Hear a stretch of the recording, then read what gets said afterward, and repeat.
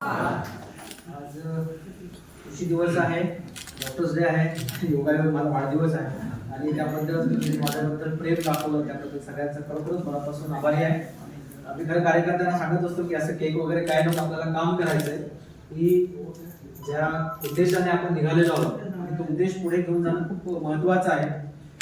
आणि म्हणून आदिवासी एकता परिषदची विचारधारा पर्यावरण संवर्धन आहे तर नुसतं ते कागदापुरती नसायला पाहिजे. एक जरी झाड लावलं तर खऱ्या अर्थाने ती कृती होईल, नाहीतर ते कागदामध्ये खूप चांगलं लिटरेचर असतं आणि त्या पुरतं मर्यादित न राहता एक झाड जरी एक रोप जरी आपण जगू शकलो ते खूप मोठं काम आहे आणि ते कृतीला खूप महत्व आहे. आणि या निमित्ताने एवढं सांगेन की मी नेहमीच कार्यकर्त्यांना सांगतोय, आजही पुन्हा सांगतोय की आपल्या हातामध्ये खूप कमी दिवस आहे. उद्या आपलं गॅरंटी नाही काय होऊ शकतं, कारण आपण बघितलंय अहमदाबादचा हादसा झाला, इथे हसणारी खिदळणारी मुलं होती, दुसऱ्या मिनिटाला त्यांचं काय झालं. पण आपल्याकडे खूप कमी वेळ आहे, अशा पद्धतीने आपण जगलं पाहिजे.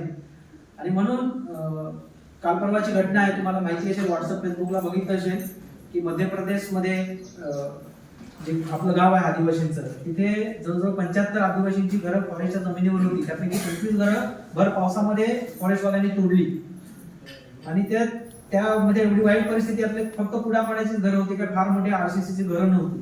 आणि अशा वेळेला आपल्याकडे कायदा असून पण आपण जर त्याचा उपयोग करू शकणार नसेल तर ते आपल्यासाठी खूप धोकादायक आहे.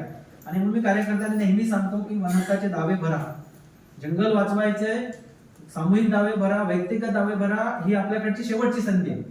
सरकारचं खूप वेगळं धोरण आहे. ते का 25 घरं तोडली गेली, कारण त्या लोकांनी कुठलाच क्लेम नव्हता त्यांच्याकडे, ही वस्तुस्थिती आहे. आणि आपण डोळ्यात देखत बघतो ह्या परिस्थिती आपल्याकडे निर्माण झालेल्या आहेत. आणि म्हणून कार्यकर्त्यांना मी विनंती करतो की हे काम हातामध्ये घ्या. हे जोपर्यंत आपण काम करणार नाही तोपर्यंत सरकारला पण चॅलेंजच नाही. सरकार जेवढा विचार करते की हे जे जंगल आहे, कारण रेस्ट ऑफ सरकारने ठरवलेलं आहे की तुम्ही किती दावा करता, जंगल आपलंच आहे, आदिवासी लोकांचं जंगल आहे, पण सरकार अजून तुमची वाट बघते. कारण 11 लाख आदिवासी लोकांचे दावे सुप्रीम कोर्टामध्ये ह्या लोकांनी, जे उच्च समाजाचे लोक आहेत त्यांनी कोर्टामध्ये केस टाकलेली आहे आणि तो निकाल आपल्या विरोधात गेलेला आहे.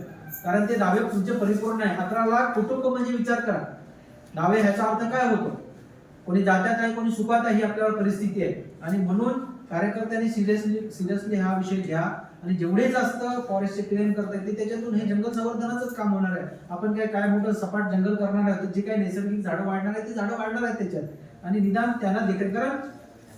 कधी कधी मी एक विचार करतो, हे जंगलचा कायदा कशासाठी आहे, पण एक दृष्टिकोन विचार करतो की ह्यांना फुकटमध्ये फॉरेस्टचे गार्ड पाहिजेत म्हणून आपल्यासाठी कायदा बनवलेला आहे की आपोआप जर पलाटा दिले ते आदिवासी लोक राखणार आहेत आणि हेच जंगल चांगल्या पद्धतीने राखतात. पण त्याचा पण आपल्याला फायदा उचलायचा आहे की ते जंगल आपल्या ताब्यात राहिलं पाहिजे, आपल्या गरजेसाठी असलं पाहिजे. आणि कायदा तेच सांगतो, भले सरकारने केलेला आहे, त्या गोष्टी करून चुकलेल्या आहेत, त्यांना रिव्हर्स होता येत नाही, परंतु आपण त्याचा फायदा उचलला पाहिजे. आणि व्यक्तिगत दाव्याबरोबर सामूहिक वनहक्क दावे भरले पाहिजे जास्तीत जास्त. कारण किती सामूहिक दावे ह्याच्यासाठी रिपोर्टिंग होतं आणि त्या समितीसमोर होतं, तुमच्या ह्या वर्षी किती सामूहिक दावे आले, सरकार विचार करते, अजून पण तुम्हाला संधी देते. जर तुम्ही त्याच्यामध्ये नाही दावे भरले तर भविष्यामध्ये ही जमीन फॉरेस्टवाले आपल्या ताब्यात घेणार आणि फॉरेस्टवाले ही जमीन प्रायव्हेट कंपनीला विकणार आहे.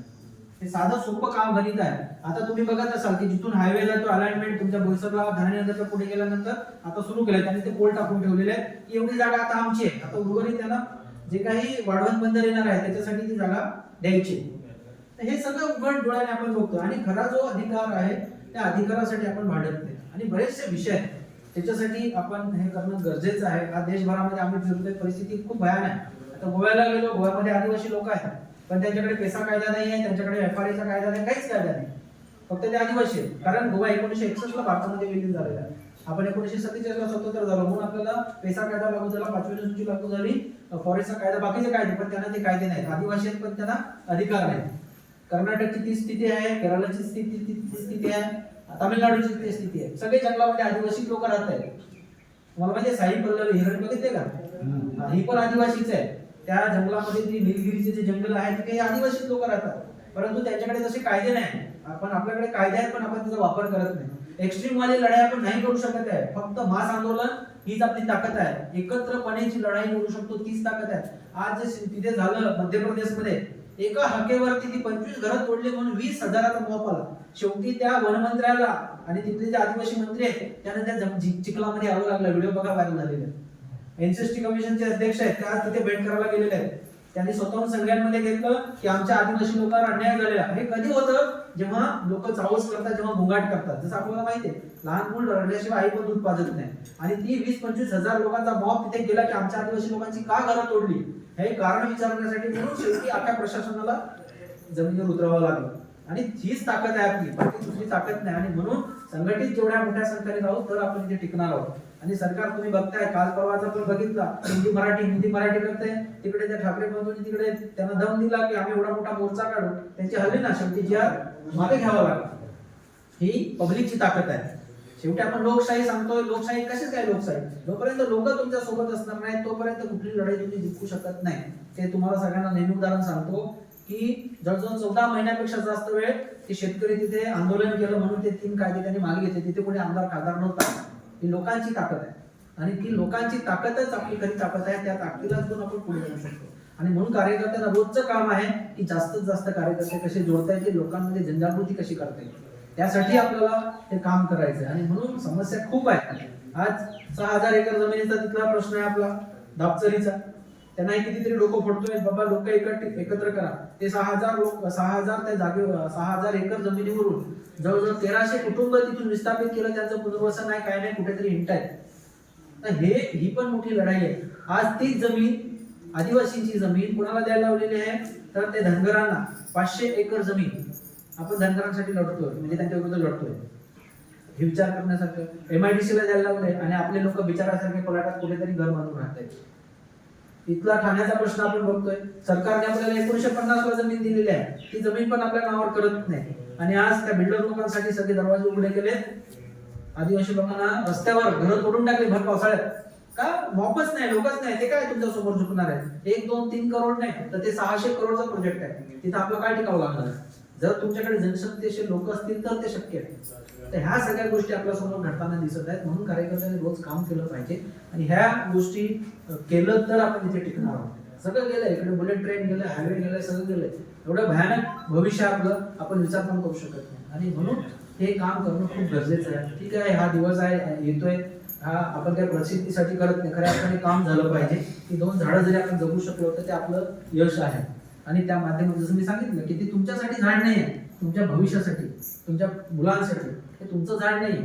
जसं आपल्या बापदादाने आपल्याला प्रॉपर्टी दिलेली आहे, आपल्याला हे ट्रान्सफर करायचे पुढच्या पिढीसाठी. आणि म्हणून आपल्याला काम करायचंय.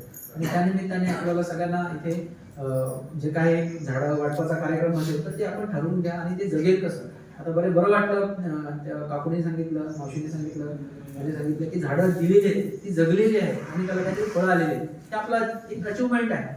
मला मागच्या वर्षी पण मला खूप आनंद झाला जेव्हा मी चिकूचं झाड लावलं आणि त्याचं फळ मी खाल्लं. तो आनंद मी सांगू शकत नाही शब्दामध्ये, कारण ते मी लावलेलं झाड होतं, ते मला मिळालं. खूप वेगळा आनंद असतो तो. ते आपलं ते आपण त्याच्या शब्दामध्ये व्यक्त होऊ शकत नाही. आणि म्हणून ह्या गोष्टी सगळ्या आपल्याला करायच्या. तर हे एक निमित्त आहे ह्या कार्यक्रमाच्या निमित्त. आणि त्याचबरोबर आजच तुम्हाला सांगून ठेवतो, ते तिथेही सांगितलं की 13 सप्टेंबरला आदिवासी अधिकार जो दिवस आहे त्याचा कार्यक्रम जाहीर झालेला आहे. तो गोव्याला होणार आहे. आतापासून थोडी तयारीला लागा. स्टेशन आहे मडगाव. तिकीट वगैरे रिझर्वेशन करा. बाकी काय कॉन्ट्रीब्युशन तुम्हाला जमायचं असेल आजपासून सुरुवात करा. त्याचबरोबर 14 जानेवारीचा कार्यक्रम आहे जो मध्य प्रदेश